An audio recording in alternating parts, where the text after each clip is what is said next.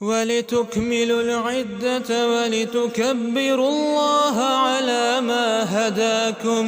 وَلَعَلَّكُمْ تَشْكُرُونَ۔ اب یہ جو ہے وہ بات حدیث سے ثابت ہو گئی ہے۔ اب ہم آگے بڑھتے ہیں کہ ان دنوں کے اندر ہم نے کرنا کیا ہے۔ سب سے پہلی بات جو ہے جس کو امام بخاری اور امام مسلم رحمہ اللہ نے، اب ہم ان ہدایات کی طرف آتے ہیں جو سنت مبارکہ سے ثابت ہے، کیونکہ مسلمان کی،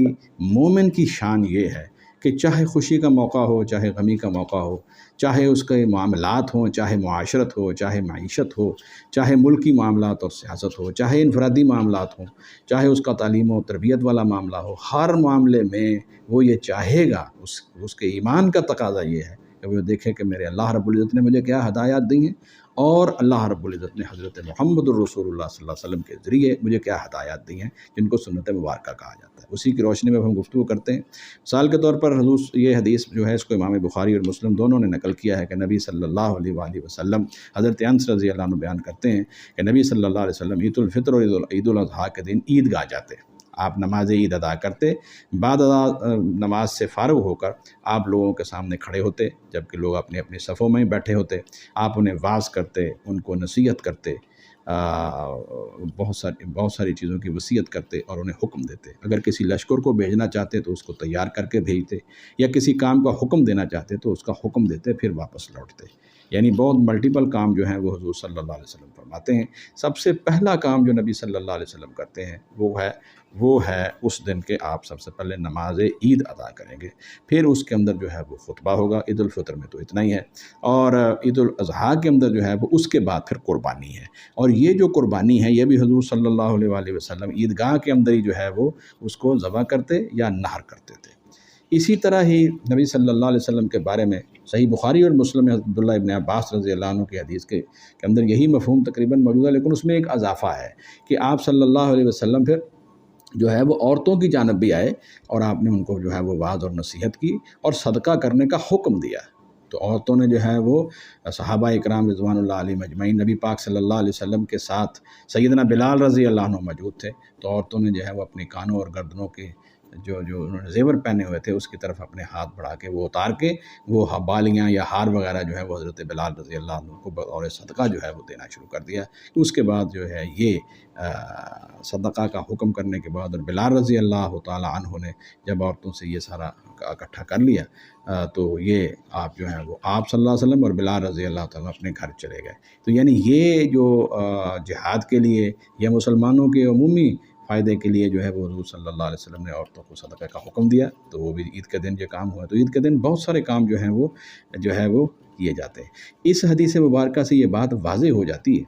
کہ اس نماز کے اندر، یعنی عید کی نماز کے اندر عورتوں کو بھی شامل ہونا چاہیے، اور اس کے اوپر بڑی تاکید ہے۔ اس سلسلے میں بھی صحیح بخاری اور صحیح مسلم میں حضرت ام عطیہ رضی اللہ تعالیٰ عنہ سے روایت ہے، وہ بیان کرتی ہیں کہ ہمیں حکم دیا گیا ہے کہ ہم عیدین کے دن حیض والی عورتیں بھی اور ایام والی عورتیں بھی اور کنواری لڑکیوں کو بھی عیدگاہ میں لے جائیں، وہ مسلمانوں کے اجتماع اور ان کی دعا میں شامل ہوں۔ البتہ ایام والی عورتیں نماز ادا کرنے کی جگہ سے دور رہیں۔ ایک عورت نے دریافت کیا، اے اللہ کے رسول صلی اللہ علیہ وسلم، ہم میں سے بعض کے پاس چادر ہی نہیں ہوتی، یعنی گھروں کے اندر کپڑے جو ہیں وہ ان کا معاملہ یہ ہے کہ لوگوں کے پاس اتنی فراوانی نہیں ہے، تو آپ صلی اللہ علیہ وسلم نے فرمایا کہ اس کی جو دوست اور سہیلی ہے یہ اس کو اپنی جو ہے وہ چادر عاریۃ عطا کر دے، یعنی اس کو یہ چاہیے کہ اس بات کو جو ہے وہ مسئلہ نہ بنائے، اپنے لیے رکاوٹ نہ سمجھے۔ چادر نہیں ہے تو اپنے کسی دوست، سہیلی جو ہے ساتھی، اس سے جو ہے وہ چادر لے کے دوسری لڑکی سے جو ہے وہ عیدگاہ میں ضرور آئے۔ ایام والی عورتیں نماز میں شامل نہ ہوں لیکن دعا میں ضرور شامل ہوں۔ یعنی یہاں سے یہ بات واضح ہوتی ہے کہ اللہ کے رسول صلی اللہ علیہ وسلم چاہتے ہیں کہ جس طرح مرد حضرات جو ہیں وہ عیدگاہ کے اندر آ کر نماز ادا کریں، اسی طرح عورتیں بھی وہاں پر پہنچیں تاکہ دونوں جو ہیں وہ اجر و ثواب سے محروم نہ ہوں۔ دوسری بات یہ ہے کہ یہ جو نماز ہے عید الفطر کی، یہ بھی متفقون علیہ روایت ہے سیدنا عبداللہ ابن عباس رضی اللہ تعالیٰ عنہ کی، کہ یہ جو نماز ہے عید الفطر کی، یہ 2 رکعتیں اس کو ادا کی حضور اکرم صلی اللہ علیہ وآلہ وسلم نے میدان میں آ کے۔ ان سے پہلے اور بعد میں آپ نے کوئی نماز ادا نہیں کی، اور نہ ہی اس نماز کے اندر کوئی اذان اور کوئی اقامت وغیرہ کہی جاتی ہے۔ اور یہ اگر موسم کا مسئلہ ہو جائے تو پھر یہ بات تو ساری امت کو ہی پتہ ہے، اور یہ حدیث کے اندر موجود بھی ہے کہ نبی صلی اللہ علیہ وآلہ وسلم پھر مسجد کے اندر نماز پڑھا دیے جاتے تھے۔ یہ ذہن میں رکھیے کہ یہ زیادہ بہتر عمل اور افضل اور مسنون اور یہی ہے، سنت یہی جاری فرمائی ہے حضور صلی اللہ علیہ وسلم نے کہ لوگ جو ہیں وہ عیدگاہ میں حاضر ہوں، زیادہ سے زیادہ لوگ حاضر ہوں، حتیٰ کہ عورتیں بھی حاضر ہوں، اور اس عمل کے اندر جو ہے وہ شامل ہوں، اور اللہ رب العزت سے جو ہے وہ اپنے جو انہوں نے محنت کی ہے، نیکیاں کی ہیں، وہ اللہ رب العزت کے سامنے جو ہے وہ عاجزی انکساری کا مظاہرہ کر کے اور اس سے جو اللہ تعالیٰ سے جو ہے وہ اجر و ثواب اور انعامات کی امید رکھیں، اور یہ شکرانے کی بہت بڑی عملی شکل ہے۔ تو یہ جو 2 رکعتیں ہیں، ان کے اندر اب مسئلہ ہے قرات کا۔ ویسے تو کوئی بھی جو ہے وہ آپ سورۃ فاتحہ کے بعد قرآن مجید کی صورتیں پڑھ سکتے ہیں، لیکن نبی صلی اللہ علیہ وسلم کی سنت مبارکہ یہ ہے، یہ حدیث صحیح مسلم میں حضرت نعمان ابن بشیر رضی اللہ عنہ سے ہے کہ نبی صلی اللہ علیہ وسلم دونوں عیدوں میں اور جمعہ کے اندر پہلی رکعت میں سورۃ الاعلیٰ اور دوسری رکعت کے اندر سورۃ الغاشیہ کی تلاوت کرتے تھے۔ حدیث کے الفاظ یہ ہیں کہ اگر عید اور جمعہ کا دن ایک ہی دن آ جاتا تو تب بھی نبی صلی اللہ علیہ وسلم دونوں نمازوں میں انہی صورتوں کی قرات کرتے۔ تو اس کا مطلب یہ ہے کہ یہ بڑا محبوب عمل ہے حضور صلی اللہ علیہ وسلم کا۔ اور دوسری روایت جو ہے وہ صحیح مسلم میں ہے، حدیث نمبر 878، جس میں حضرت عمر بن الخطاب رضی اللہ عنہ نے حضرت ابو واقد لیثی رضی اللہ تعالیٰ عنہ سے پوچھا کہ حضور صلی اللہ علیہ وسلم جو ہے وہ عید کے اندر، عیدین کے اندر جو ہے وہ کون سی قرات فرماتے؟ تو انہوں نے جواب دیا کہ وہ آپ صلی اللہ علیہ وسلم پہلی رکعت میں سورہ قاف جو 26ویں پارے میں ہے، اور دوسری رکعت کے اندر سورۃ القمر جو 27ویں پارے میں ہے، وہ آپ تلاوت فرماتے۔ تو یہ عمومی جو سنت حضور صلی اللہ علیہ وسلم نے جاری فرمائی ہے، انہی صورتوں کا اہتمام کرنا چاہیے۔ یقیناً اس تلاوت کے اندر بھی حضور صلی اللہ علیہ وآلہ وسلم کے اس عمل کے اندر بھی مسلمانوں کے لیے برکت اور بہت بڑی حکمت ہے۔ اس کے بعد ہم لوگ جو ہیں وہ عید کے جو عمومی مسائل ہیں وہ یہ ہے کہ عید الفطر کے دن جو ہے وہ حضور صلی اللہ علیہ وسلم طاق کھجوریں جو ہیں وہ تناول فرما کر عید کے میدان میں جاتے تھے۔ دوسری روایت میں آتا ہے کہ عید الفطر کے لیے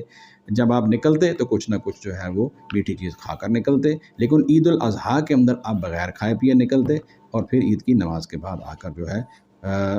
وہ جو ہے جو بھی کچھ بھی ہے آپ تناول فرماتے، اور بہتر یہی ہے کہ اس کو قربانی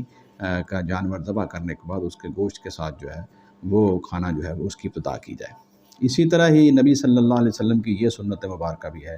کہ عید کے دن حضور صلی اللہ علیہ وسلم راستہ بدلتے تھے، یعنی جس راستہ سے حضور صلی اللہ علیہ وسلم عیدگاہ کی طرف جاتے، گھر کو واپس آتے ہوئے اس راستہ جو ہے اس سے حضور صلی اللہ علیہ وآلہ وسلم دوسرے راستے سے واپس آتے، تاکہ لوگوں کے ساتھ زیادہ سے زیادہ انٹریکشن ہو جائے، اور یہ آپس میں جو ہے وہ مسلمان آپس میں سلام اور دعا کو شیئر کریں۔ یہ عید الاضحیٰ کے سلسلے کے اندر یہ بات پہلے بھی ہو چکی ہے، میں پھر رپیٹ کر دیتا ہوں۔ حضرت براء بن عازب رضی اللہ عنہ کی روایت جو متفق علیہ ہے، اس کو امام بخاری اور مسلم دونوں نے لکھا ہے کہ نبی صلی اللہ علیہ وسلم نے جو ہے وہ ہمیں ذی الحج کی 10ویں تاریخ کو خطبہ دیا اور فرمایا کہ اس دن ہمارا پہلا کام نماز عید ادا کرنا ہے، بعد ازاں ہم واپس جا کر قربانی ذبح کریں گے۔ پس جس شخص نے یہ کام کیا اس نے ہماری سنت پر عمل کیا، اور جس نے نماز عید سے پہلے قربانی کر دی تو وہ تو جانور کا ایک عام گوشت ہی ہے، جس کو اس نے اپنے اہل کے لیے جلدی مہیا کر دیا ہے، اس کی قربانی نہیں ہے۔ تو دوسری حدیث کے اندر یہ ہے کہ آپ نے فرمایا کہ اگر کسی سے ایسا ہو گیا ہے جیسا کہ اس حدیث میں ہے، تو حضور صلی اللہ علیہ وسلم نے فرمایا کہ اس کی جگہ پر جو ہے وہ دوسری قربانی دو اور اللہ کے نام پر اس کو ذبح کرو۔ تو یہ جو معاملات ہیں، یعنی سب سے پہلے جو ہے وہ ہمارے پاس عید کی نماز آ جائے گی، پھر خطبہ آ جائے گا، اور پھر اس کے بعد جو ہے وہ عید الاضحیٰ کے اندر قربانی کا عمل ہوگا۔ اور اس عمل کے اندر جو ہے وہ آپ عیدگاہ کو جاتے ہوئے، عیدگاہ کو آتے ہوئے آپ جو ہے وہ بلند آواز سے جو ہے وہ تکبیرات کہیں گے، دہرا لیتے ہیں تکبیرات، اللہ اکبر لا الہ الا اللہ اللہ اکبر وللہ الحمد، اللہ اکبر کبیرہ والحمد للہ کثیرہ سبحان اللہ بکرۃ و اصیلا۔ ایک اہم مسئلہ اس کے اندر یہ ہے کہ اگر کبھی ایسا ہو کہ جمعہ اور عید کا دن ایک ہی دن آ جائے، یعنی کہ عید جمعہ والے دن آ جائے، تو اس سلسلے میں نبی اکرم صلی اللہ علیہ وآلہ وسلم کی جو ہے وہ سنت مبارکہ بھی ہے، رسول اکرم صلی اللہ علیہ وسلم کی قولی اور فعلی احادیث بھی موجود ہیں، اور اس کے اوپر جو ہے وہ صحابہ اکرام کا عمل بھی ہے کہ آپ صلی اللہ علیہ وسلم نے پھر عام لوگوں کو جو ہے وہ جمعے کی رخصت عطا فرما دی کہ اگر کوئی آدمی جو ہے وہ عید کے اندر آیا اور عید کی نماز پڑھ لی اور اس نے جو ہے وہ عید کا خطبہ سن لیا ہے تو پھر اب جمعے کی نماز کے لیے اس کو یہ رخصت ہے کہ اگر وہ جمعے کی نماز کہیں ادا ہوتی ہے، مسلمانوں کی طرف کے مختلف امام جو ہیں وہ ادا کرتے ہیں یا